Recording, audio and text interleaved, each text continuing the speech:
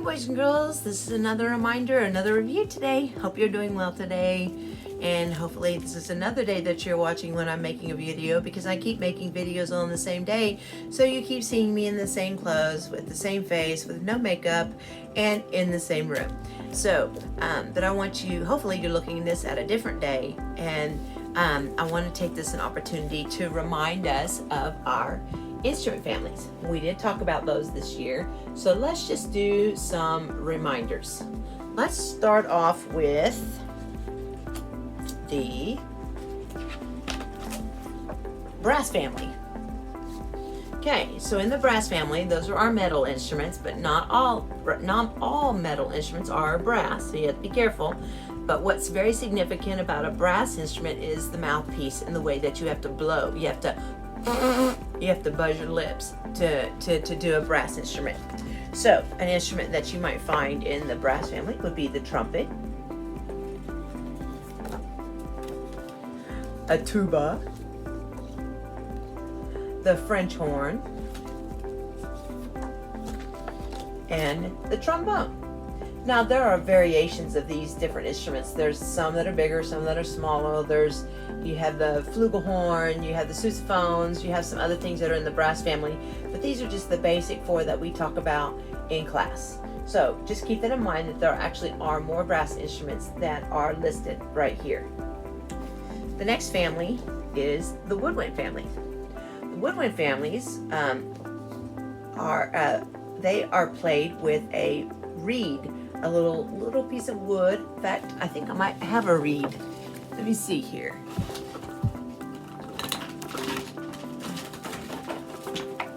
Yes, I do. I have some reeds here. These are clarinet reeds. You can buy them in a box when you have to go, and they cost a lot of money, so you have to be very careful with them. This is a reed. Okay, it's made out of bamboo. It's very thin. Saxophones have these kind of reeds, and bass clarinets, baritone saxophones, tenor saxophones, alto saxophones, soprano saxophones. They all have these kind of mouthpieces. This is called a reed. This is a single reed. What I don't have a picture of is what's called a double reed. A double reed is two pieces of wood put together, and you blow into the wood itself, and it hooks into the instrument. So woodwind families. Saxophone. This one's made of metal, but it is a woodwind. It has all those little fingers and holes and buttons. We have to use all of our fingers to be able to play the saxophone. Plus it has a reed, which is the wood part, and we just blow air into the saxophone. And you have to blow a lot of air in order to make those saxophones sound. And they're kind of squeaky and squilly when you're first learning how to play them. Now this is called a bassoon. This is what I played when I was in high school and junior high. This was one of my favorite instruments because it's low sounding.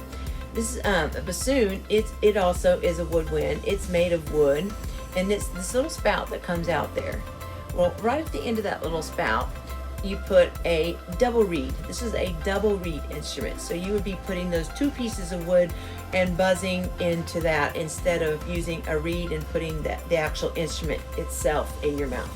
But this one also uses all of your fingers, and left hand goes on top and right hand goes on the bottom, just like a saxophone, just like a flute, just like a recorder. Every time I teach you, left hand on top, right hand on the bottom. Here's a clarinet.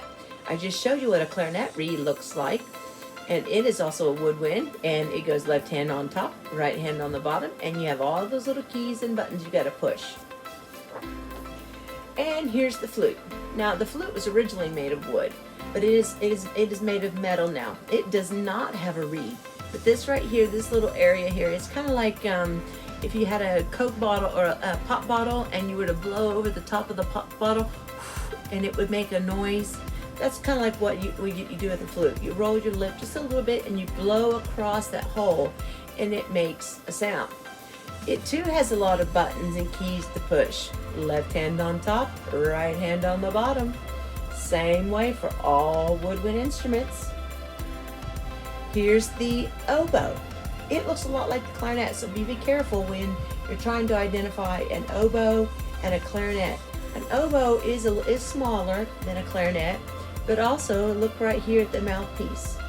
It is a double reed instrument. You don't put any of the actual instrument into your mouth. You put the wood into your mouth. And there's cork at the end of the two pieces of wood, and that cork slides right into the instrument, and you play an oboe. The oboe makes kind of a honky sound, like when we watched Peter and the Wolf, and it had the duck as that honk honk sound. It's an interesting instrument. It's probably one of my least favorites, but it is a beautiful instrument when it's played right, and it can have a beautiful sound. But that is the oboe, and it is a double reed. So bassoon, oboe are your double reed instruments. And then let's talk about the percussion family. That's our favorite percussion. You should know what percussion is because my whole room is full of percussion instruments. So here's just a few examples of percussion. Percussion is anything you can shake, scrape, tap, rattle, anything that you can shake, scrape, tap. And so this would be a cabasa. You would hold it with one hand and you would turn it and the beads would shake against that metal piece that's underneath it. So that is called a cabasa. These are bongos. Of course, these are drums. There's a low drum and there's a high drum, and they're connected together. This is the timpani. Some people will call them kettle drums, and usually you'll see them in groups of 3 when you're watching an orchestra, and each timpani drum is tuned to a different kind of pitch. There might be a high sound, a medium sound, and a low sound. So this would be timpani. And once again, you would drum these with a mallet. These are claves. These are the big wooden sticks that we use to and I know we've used claves in a lot of different things, especially if you were in the drum club. We use it. It has a nice wood sound. So those are claves, and you just hit the wood against the wood, and you have a certain way you have to hold them. You hold them like it's a boat, and you hold them on top of each other and tap, and they make wood sounds. And then the last family that we're going to talk about is the string family. It's hard to do string families in our classroom because we don't really see violins and violas and string basses.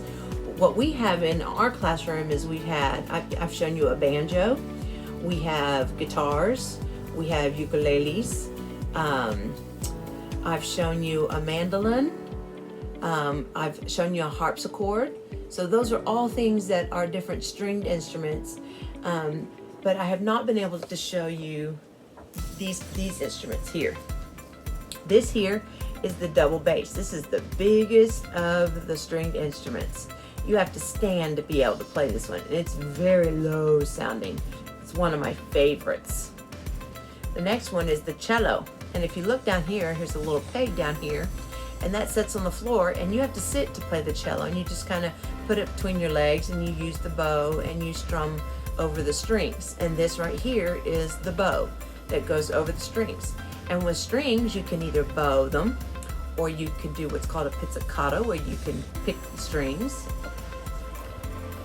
This is a viola. This and this, they look very similar. This is the violin, and this is the viola. They look almost the exact same, except the viola is slightly bigger than the violin. They're both played the same way. You put them under your chin, and you play with your left hand holding the strings, and your right hand does the bow, or you can do a pizzicato. And so those are our different stringed instruments. And there are there's actually a lot of different stringed instruments, the sitars and stuff like that are different world instruments that I have not talked about. But you can always go on Google or on to YouTube and search for different kinds of string instruments. There's an awesome string instrument this one guy has. It's huge. It's got a lot of strings. It's just way cool. So go online, search it out. Search out different string instruments and find some that I have not shown you today or we've talked about in class. So hopefully that gets your gears reminded about your instrument families, and hopefully that gets you thinking about what you might want to do, especially 5th graders. If you want to be in band or orchestra, guitar, we do guitar. I know some of the elementary schools, junior high schools do ukuleles, or ukulele, some would say. And so those are all these different kinds of things to think about when you play. But don't forget that you can also sing. So you can be a choir. I was a part of choir too. Singing is just as important. But these are all things that we can do when you get to junior high. So be thinking about those things and take an opportunity and go online and go to YouTube and listen to the sounds of the instruments, and so that you know how they sound. I know we've played the different sounds in the classroom and we've had to identify them, but in case you forget, just go on, Google it, listen to it, figure it out. And again, just because you're so awesome, I need to give you another high five, but where'd my high five? Oh, high five. Way to go, boys and girls. I'm happy for you.